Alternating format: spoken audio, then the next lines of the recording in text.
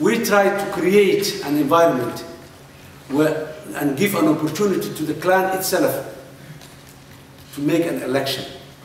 People to compete within the clan, not national, but within the clan.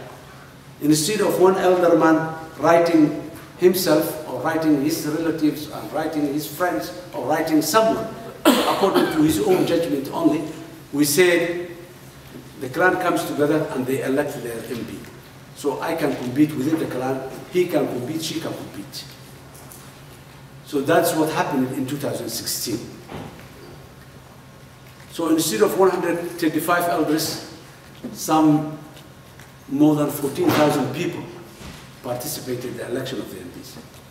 Now in 2020, the plan is, now we need more and more.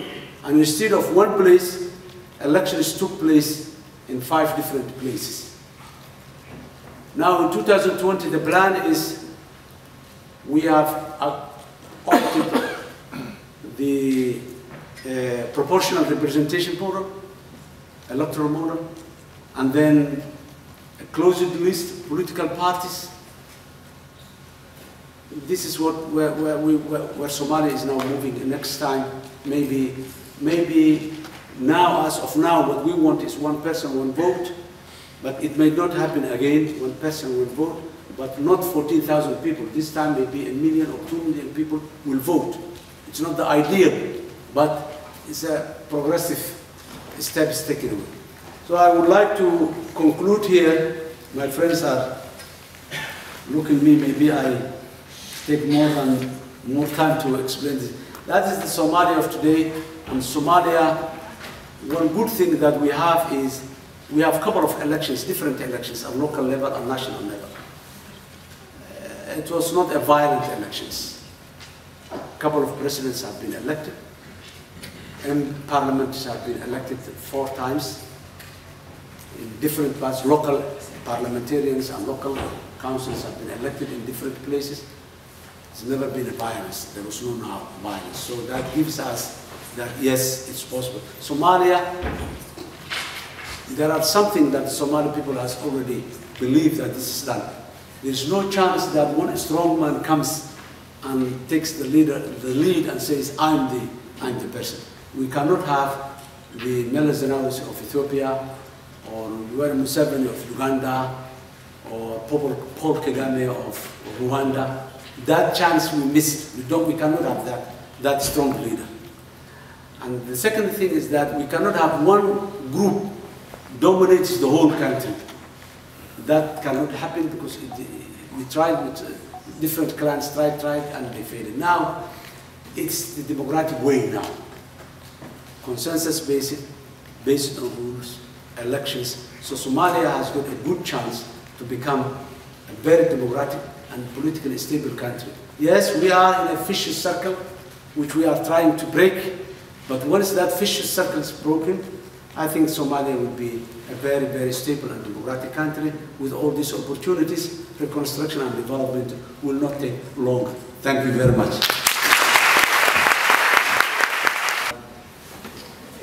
If you were to return to office, what would you prioritize as your next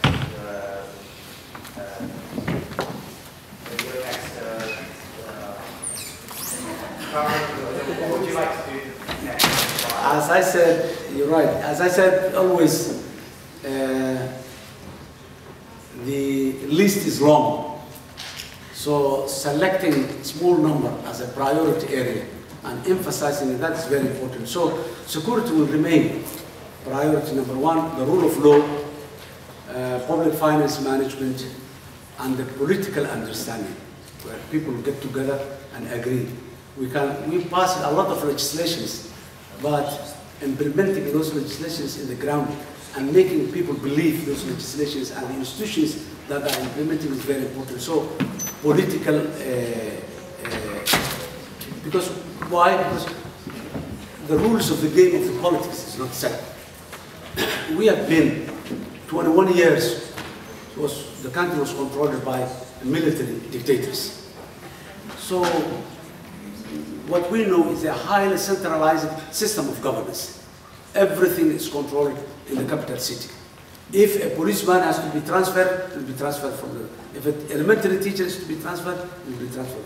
That's gone now. So what's important now is the new model state that Somalis has to learn. We are changing the model of state we know, while we are not stable, while the environment is not conducive for change. We are changing. But we come from a long way now. We accepted the federal system, we accepted the local government system, we accepted there are leaders who decide on behalf of their people far away from the capital city. So things are gradually coming back, but the question you asked me, the answer is the security and the rule of law. Thank you. Yes, please. What do you think should be done for the liberation of the Ogaden? So what should be done for the liberation of Ogaden people in the region? But those people are there in Ethiopia. It's not only Ogaden in Ethiopia, but it's also there in Kenya and there in Djibouti. But we Somalis, we are getting more and more convinced that using the gun never brings a solution. These people, the life of these people are changing. They are politically engaged. The liberation organization, the OLF, is now have made an agreement with the government of Ethiopia. So politics is working, and I am confident that that problem will be solved. And besides that, Ogaden or northeastern province of Kenya, what's going on in the whole of Africa is some sort of mini globalization. Countries, borderless, things are changing in there. So we might not need to fight again because of these borders, demarcations that are in place. And it's all about the borders, because Somalis, we are nomadists. We move into Ethiopia, and the spring we come back to Somalia. And maybe in summer we go again to Kenya. So the issue was the borders, the colonial borders that Africa has accepted, and this is going to be soon eliminated, so that people will be part of better life. That's the most important thing. And I have been in the region that the young lady is talking about in Ogaden. I visited. They are much, much better off than the Somali of today. They are much better. Yes, there is, and it's changing now. There was a president, local president, who was a strong arm-handed, but now it's changing. The youth, other things coming, and they are schools, education, health system, everything is working for them. So I don't see why we drag them back into a conflict in Somalia and have a suffer with the Somali people. Let them have their chance and let them enjoy their stability. The other issue, which was the AMISOM, I think AMISOM is needed. The Somali National Army is not still in a position to take over, but they are in the process of doing that. There are certain political agreements, the architecture, but we have difficulties on coordination and capacitating and all this. But as of now, our army is not yet ready to take over the responsibility, or maybe some parts, some areas, they can take over, but not all the country yet. And foreign aid. Foreign aid, yes.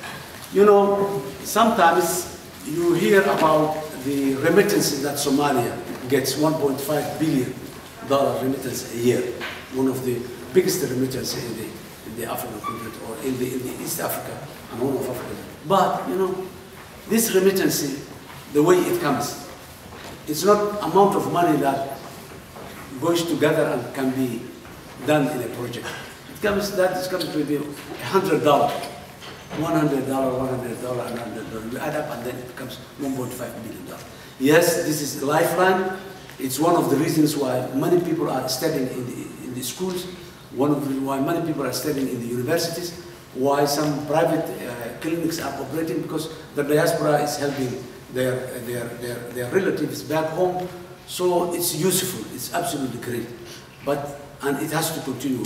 There are very serious challenges, and when I visited this country, I saw some of the people, I talked to them, the leaders of this country, I talked to them about the remittances, because there are all these problems of know your customer, end user, the offer overseas, something. Oh, there are so many institutions, but the remittance is that.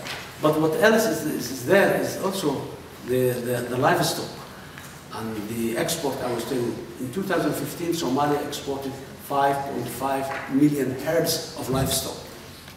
But that is a livestock. What will happen if that would have been taken into industry? Abattoirs, and we export meat. We will have the hides and the skins. We will have the hoofs. We will have so many other products. But there is no that industry. So we are exporting life, but that is still coming. So Somalia is one of the reasons why the inflation is constant. In the last 10 years, I think Somalia, the inflation was less than 1%. It was constant like that because of this money coming from the diaspora, because of this money coming from the export trade. You know, we are poor, we don't have much, but still we are keeping our head out of the water. Okay. Thank you. Last 3 questions. You were first to ask. And please only 1 question, not 9 questions in the guide of 3 questions.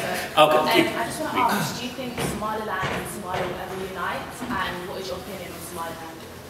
Well, maybe I'm biased because I'm a strong believer of the unity of Somalia. And I think it is possible, and there's a high chance or probability that Somalia and Somaliland will unite again. They united in 1960. This time they may unite again, but maybe slightly different than 1960. So, and then negotiations are going on. As far as we're getting together and negotiating, still there is a good chance to see Somaliland united. Okay, the person there, yes? Oh, no, him. Yeah, he has been raising his hand, so. Mr. Former President, why international communities predominantly not interested in getting involved in Somalia? As you just said, they promised and pledged that they will help some amount of money, but they did not fulfill it. And secondly, you said about the terrorist group Al-Shabaab and the tackling or defeating the terrorist group within Somalia. What was the measure of approach of international community working with Iraq? Well, the first one I said what has been given to Somalia was a pledge. And it is a standard worldwide pledge. They never come as they are pledged. It's true. This phenomenon is called New Deal, as understanding and agreement between the European Union and what they call the G7s, not the big G, small G. It's called G7 countries. Small post-conflict countries mainly agreed on certain principles and put in place. So pledges are based on those issues. First of all, one phenomenon is pledges, they never come as they are pledged. It's phenomena true everywhere. If it's not bilateral, if it's bilateral, it will come. But if it's multilateral, pledges never come as they are. That's number one. Number two, I said 8 to 12%, in some places 12%, in some places 8% was the amount. And Somalia was one of the biggest. One of the countries who got the biggest share. There are certain countries who got 3% only, 4% only, a post-conflict. So this is a phenomenon which the international community, and this is not changing. It has been like that for a couple of decades. It's not changing. This is the global architecture of the aid needs a very serious review. Whether it's pledging, whether it is how that, whatever amount. It's not a big deal that we do not get what has been pledged, but the deal is how do we use what we get, that small percentage that we get, what will be the role of the local institutions, the government. So this is the challenge and this global agenda of international aid, that architecture itself needs a review because local demands, local needs are not considered heavily. So and then the phenomenon of Al-Shabaab, what was that question? He can ask you later. You can no, I'm sorry, I know there are various other people who want to ask questions. We don't have that much time. So we have the last question with the, yes, you know. And look, by the point is, you may always come and interact with him later and ask him question directly, but please.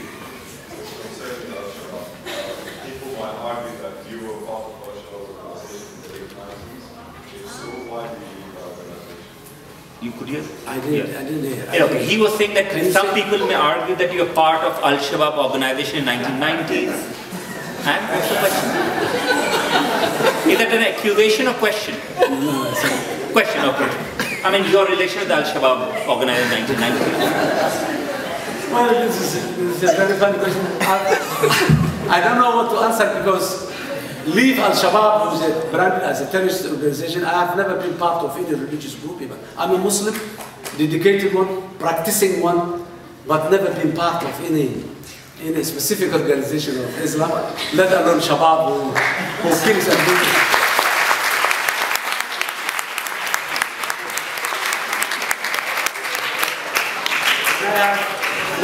Just for information, I have a very clear, visible everywhere record of this activist. So I'm completely against anyone using violence, not at all. Violence cannot be a means to reach political end or other interests. No, that's principle.